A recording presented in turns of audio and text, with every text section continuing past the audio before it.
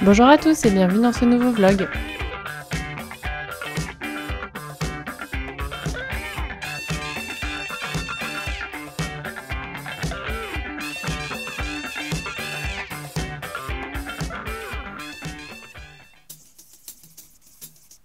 On commence la semaine avec un petit bouturage de Pilea. Ça fait un moment que je l'ai, celui-là, il était dans la classe et je l'avoue que je ne l'ai pas trop touché, même s'il a plein de rejets de bébé Pilea, parce que je voulais qu'il s'acclimate à la maison, et la dernière fois où je les avais ramenés à la maison, il était presque mort.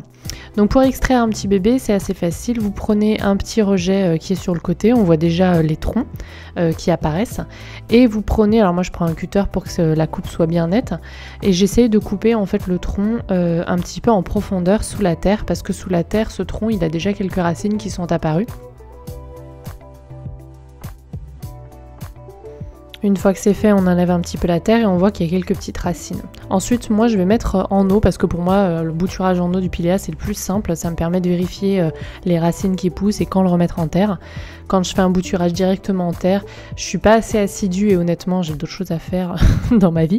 Et pour vérifier à chaque fois que ça pourrisse pas. Donc, je mets ça en eau et quand il y aura pas mal de racines, et ben, je rempoterai dans un terreau. Et puis là, ensuite, j'en ai profité pour arroser le Pilea parce qu'il avait bien soif. Ça faisait un moment que je l'avais pas arrosé. Donc la coupelle va vite être remplie et puis en fait je vais laisser la coupelle avec de l'eau pendant une petite heure pour que le terreau boit bien, et ensuite j'enlèverai vraiment le surplus pour pas que ça pourrisse. Mais là le terreau était tellement sec que c'est utile de faire ça.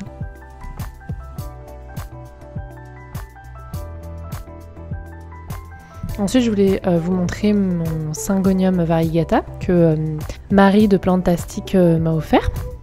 Donc il va plutôt pas mal, je suis bien contente.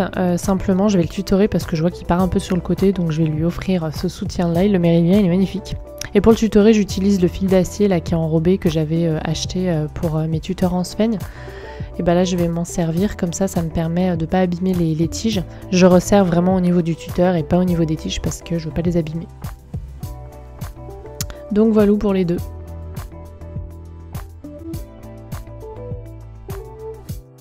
Lui aussi il a bien soif, donc je vais lui donner une bonne rasade d'eau et je vais m'y reprendre plusieurs fois pour bien que la motte soit humide de façon homogène.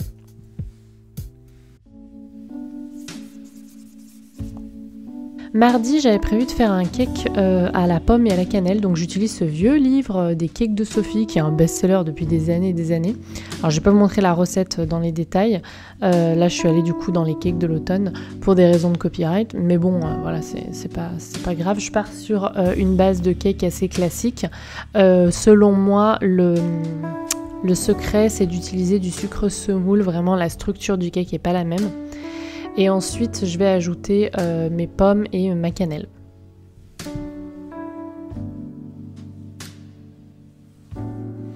Alors la cannelle, j'y vais pas mal parce que j'adore ça, vraiment. J'en mets partout quand je fais des desserts. Donc j'en ai mis beaucoup, mais après c'est à vous, suivant ce que vous aimez. Et le secret de ce cake aussi, selon moi, c'est en fait d'utiliser une pomme golden plutôt mûre et de la râper en fait. Parce que du coup on va pas se retrouver avec des morceaux de pommes, ce que j'aime pas trop, mais on va se retrouver avec une texture extrêmement moelleuse grâce à la chair de la pomme qui est râpée. Et voilà, avec quand même un bon goût de pomme. D'ailleurs souvent c'est dangereux cette étape du râpage, souvent je me blesse. Ensuite je remplis mes petits moules, alors j'en mets de partout, je suis désolée, je suis pas du tout consciencieuse là-dessus, la cuisine j'y vais un petit peu à l'arrache. J'en ai fait des plus petits pour le dessert et des plus grands pour le déjeuner. Oui, j'ai décidé de faire des mini cakes, des mini muffins au lieu d'un cake normal. Donc du coup dans le livre il faut 40 minutes de cuisson, mais là j'ai laissé que un petit quart d'heure, d'ailleurs ils étaient déjà comme ça au bout d'un quart d'heure. Ensuite encore 5 minutes pour que ça dore au-dessus. Et voilà, je crois qu'en 20 minutes c'était fait, ils sont déjà prêts.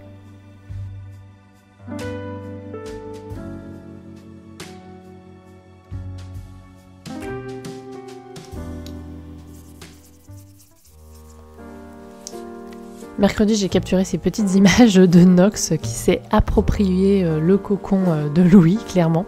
Ce petit cocon, je l'avais commandé sur une boutique Etsy qui s'appelle Minimaki Design et je l'aime beaucoup. Je vous en ai déjà parlé, il se transforme en matelas allongé quand le bébé est un petit peu plus grand. Il vient avec cette petite couverture et la petite couverture aussi sur la tête du matelas. Donc clairement, voilà, Nox l'est approprié. Donc il va falloir que On arrive à le loger, peut-être qu'ils peuvent partager. Ah, des petites nouvelles pour ceux qui m'ont demandé pour la tétine. J'ai eu pas mal de conseils, notamment mettre une goutte de lait dessus. Et ça a marché 5 minutes et après ça n'a plus marché, il ne la veut pas. Mais c'est pas grave. Coucou à tous, je profite d'avoir 2 minutes aujourd'hui pour vous faire un petit point sur l'Oxalis et la dormance de l'Oxalis. On m'a posé pas mal de questions. J'en ai parlé dans ma vidéo sur les Oxalis et j'en ai parlé dans un vlog cet hiver quand j'ai mis en dormance la mienne. J'en ai mis en dormance qu'une des deux, ce qui était une bêtise. Je voulais vous dire qu'il n'y a pas d'urgence. Si votre Oxalis est très fatigué, vous pouvez commencer à le faire maintenant. Mais moi, j'essaie de tirer un petit peu jusqu'à décembre-janvier. Et ensuite, je la mets en dormance pendant 1 mois et demi, 2 mois.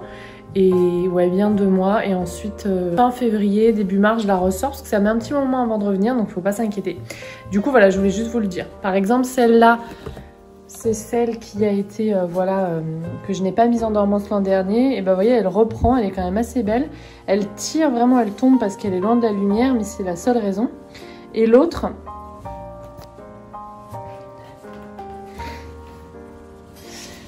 ici, que j'avais mise en dormance et qui a repris cet hiver. Certaines commencent à fatiguer un petit peu, mais elle est encore vraiment très belle. Donc honnêtement, j'attends un petit peu. Et j'essaye d'en profiter au maximum. Donc il n'y a pas une urgence absolue. Si vous voulez le faire, faites-le. Si vraiment il reste plus que quelques tiges qui sont vraiment très moches, allez-y. Mais voilà, il n'y a pas d'urgence. Enfin, selon moi. Sachez que les Oxalis, en plus, j'en reparlerai en temps et en heure, mais à chaque fois que vous les refaites démarrer, le bulbe peut survivre plusieurs années en bon état. En plus, si vous les coupez toutes et qu'elles sont encore assez belles comme ça, mettez-les en eau, ça fera un joli bouquet. Et en plus, elles vont sûrement raciner si vous les laissez un petit peu et vous les oubliez. Et à ce moment-là, vous pouvez les replanter et ça refera des bulles, ça refera une nouvelle plante. Ça, je vous en ai parlé dans ma vidéo Oxalis. Donc en fait, si vous les coupez maintenant, le seul avantage, enfin le grand avantage, par exemple si je coupais la mienne, c'est que j'aurai un joli bouquet en eau tout l'hiver et qu'en plus elle pourrait raciner, je pourrais faire une deuxième plante. Puisque la première serait du coup en dormance seulement avec les bulbes dans la terre. Oui, je sors pas les bulbes en général de l'Oxalis, pas comme les caladiums. Voilà.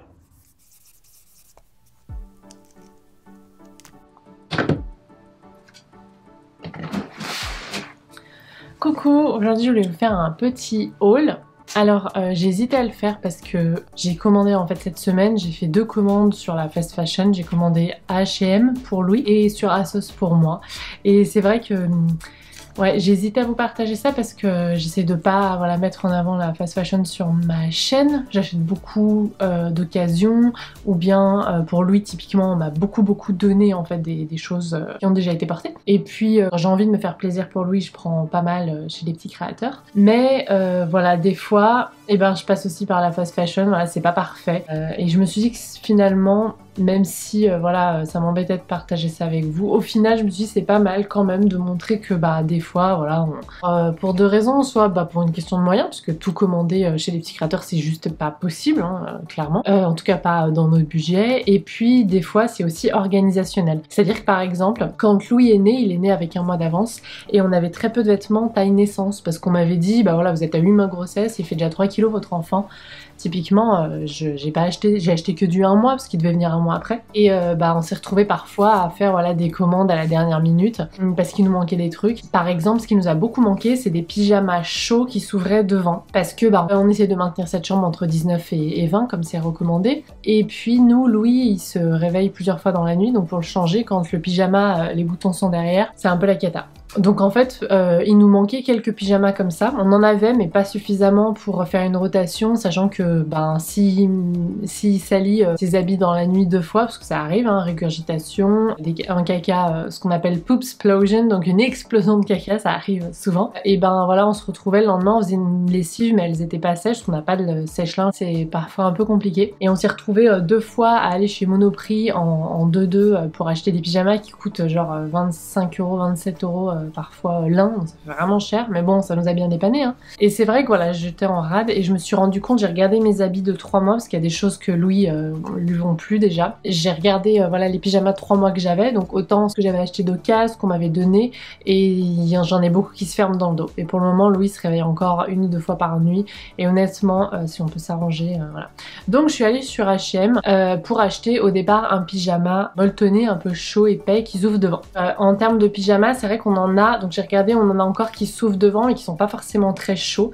Et par exemple, là j'en ai un super beau de chez Bonjour Little, ça c'est du 6 mois, mais c'est pour vous dire un peu, il est tout fin. Ça aussi par exemple c'est ma belle-mère qui me l'a envoyé, il est tout fin, donc enfin encore lui ça va un peu mieux, mais bon. Quand il fait frais on est un peu en galère. Après ça a dégénéré, donc je vais vous montrer ça. Ah oui, j'ai aussi fait une commande à sauce pour moi en fait, elle n'est pas encore arrivée, donc je verrai si je vous montre ou pas, si ça vous intéresse. J'en ai qui m'ont demandé pour ma veste, qui l'ont vue sur Instagram. En fait c'est une veste vintage que j'ai achetée dans une friperie, donc voilà, il n'y a pas de marque. Je sais qu'elle est un peu petite, je crois que c'est du 14 ans, mais en fait elle va bien sur une veste en jean comme ça. Et j'ai mis mes belles boucles d'oreilles Bloomingday, qu'on peut mettre du coup par devant, que j'aime vraiment trop, hein, ça fait la tenue quoi. Donc, première chose, voilà, c'était un pyjama comme ça, que j'avais commandé. Donc là, Louis, c'est le 1 mois, certains est un peu serré. Donc là, j'ai commandé du 1 à 2 mois. Voilà, donc molletonné un petit peu épais. Et ouais, je pense que ça va lui aller rapidement. Je l'ai pris un petit peu moucheté comme ça. Et avec, en plus, s'il y avait une fermeture éclair. Et ça, pareil, ça sauve la vie. Hein. Parce que quand il y a 10 000 pressions... Ah, ok, c'est sur le devant, mais quand il crie parce qu'il veut manger et qu'en fait moi je le change juste avant de le faire téter dans la nuit, parce que comme ça il s'endort au sein et j'ai plus qu'à lui faire le l'euro et le reposer. Donc voilà, j'ai commandé lui et lui ça m'avait coûté 15 €. Ensuite du coup j'ai pris aussi des bodys, du coup parce que pareil il commençait à nous en manquer.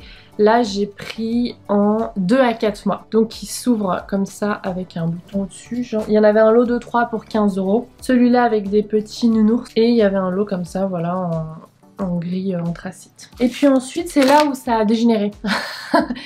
Bah, c'est tellement pas cher en fait, et c'est le problème de la fast fashion, hein. Mais du coup bah, c'est le piège, on a envie de commander d'autres trucs. Petit pack avec des petits voilà, nounours. Alors là clairement ça va pas être pour tout de suite, hein. Ils sont plus grands. Mais bon elles étaient... Le pack était à 6 € les 5 paires. Et j'ai pris ensuite un petit pull, lui m'a coûté 8 €. Donc il est tout simple, il y a des boutons là-haut pour l'ouvrir, moucheté en beige comme ça. Là j'ai pris 2 à 4 mois. Voilà, donc ça vous allez me dire pourquoi j'ai un gros carton alors que en termes de fringues j'ai commandé que ça. En fait c'est parce qu'après je suis allée sur H&M Home. Et en fait j'ai un peu craqué parce que comme on déménage et que Louis va bientôt avoir sa chambre, et puis je me suis dit de toute façon je fais une commande, voilà ça sera tout inclus, et ben j'ai commencé à regarder un peu les éléments de déco. Alors c'est vrai que pour les éléments de déco de la chambre je me suis beaucoup inspirée de Pinterest, j'en ai déjà parlé. J'ai envie de tons un petit peu neutres, un petit peu naturels. Il y a plusieurs choses sur ma wishlist que j'ai un peu du mal à trouver. J'aimerais une petite chaise en rotin pour Louis. Alors ça c'est hyper cher sur le Bon Coin et j'en ai trouvé une chez Casa à 30 €, donc je pense que je vais craquer dessus parce qu'il n'y a rien en dessous de 50 € sur le Bon Coin. Petite chaise en rotin enfant, il n'y a rien. Ou alors je parle même pas des puces du Canal ou autre à Lyon, ça coûte super cher. Voilà, Emmaüs c'est pareil, en fait on en trouve jamais parce qu'ils sont dévalisés le matin et les professionnels qui passent et qui les achètent pas cher et qui les revendent plutôt cher. J'aimerais aussi un portant pour habits parce que ça en fait ma grande penderie ici on va la vendre parce qu'on a des placards chez nous. Faut que je la mette en vente sur le Bon Coin. Et Louis il aura du coup la commode qu'on va garder, qu'on a acheté pour lui. Et j'aimerais bien un petit portant pour mettre ses vêtements. Donc ça j'en ai trouvé chez Verbaudet mais c'était tout peint en blanc. J'en ai trouvé une finalement un peu plus simple sur Zara Home. Mais j'ai regardé sur le Bon Coin, tout ça il n'y avait rien. Il y avait la Verbaudet mais je crois qu'il la vendait 75 € je crois. Même sur le Bon Coin, enfin bref c'est un peu difficile à trouver. Bon je me dis que quand il sera plus grand il pourra, comme c'est bas ça fait 1 mètre, 1 mètre 20 je crois, il pourra prendre ses habits lui-même. Bon avant quand il va commencer à marcher, il sera pas encore autonome, il va tout me foutre par terre mais c'est pas grave, c'est le jeu ma pauvre Lucette. Il faudra aussi qu'on achète un lit, mais ça je vais prendre le basique Ikea. Et j'ai pris 2 choses, mais quelles choses? Première chose que j'ai pris une petite corbeille comme ça, en forme de dino, avec des petites, voilà.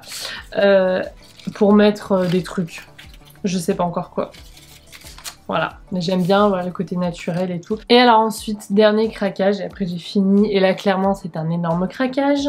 Pas du tout utile, pas du tout sur ma priorité wishlist.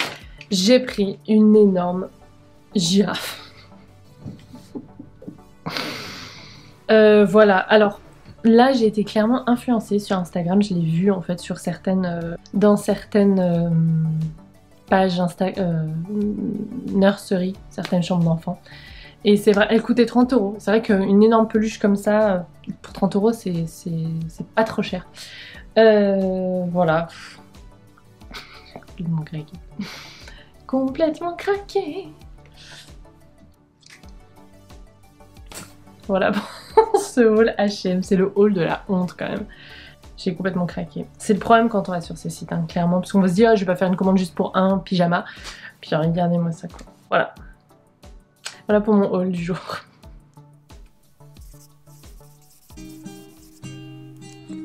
Pour terminer la semaine, je suis repartie aussi sur, alors pas du bouturage cette fois-ci, mais du rempotage. J'avais bouturé ces petites tiges de pothos et le pothos néon était prêt, donc, et aussi le pothos argenté.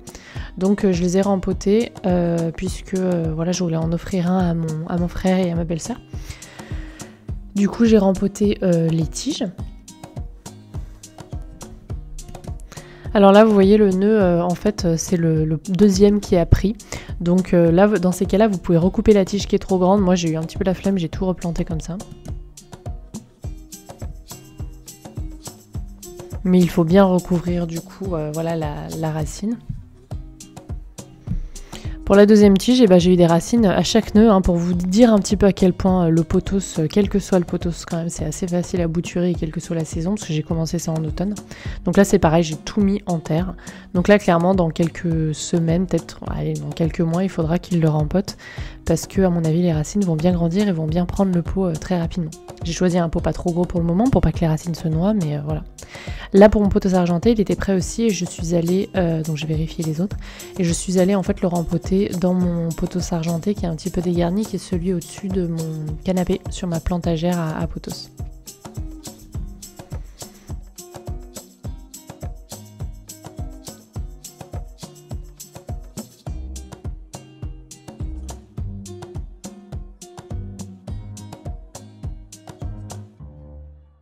Et enfin, je termine avec mes deux nouveaux bouquins que j'ai achetés pour lui. La première, c'est des comptines donc à toucher et aussi sonores. Et la deuxième, c'est un petit livre qui s'appelle Chien es-tu là. C'est encore un livre en fait à répétition où à chaque fois on voit plusieurs animaux, on leur demande s'il est là, etc. Le chien, puis non, en fait, on se découvre que c'est un autre animal. Et j'aime beaucoup voilà, ces structures répétitives, c'est très facile à lire aux enfants et ça permet de développer le vocabulaire. En l'occurrence là le vocabulaire des animaux, c'est vrai que pour moi c'est important. Et voilà, donc je les ai mises sur la petite étagère qui nous suivra dans le futur appartement. Et voilà, ça fait partie des livres assez simples que je lui lis de temps en temps quand il est un petit peu éveillé pendant 2 minutes. C'est tout pour ce vlog, je vous dis à la prochaine et n'hésitez pas à mettre un petit pouce en l'air si ça vous a plu. À bientôt.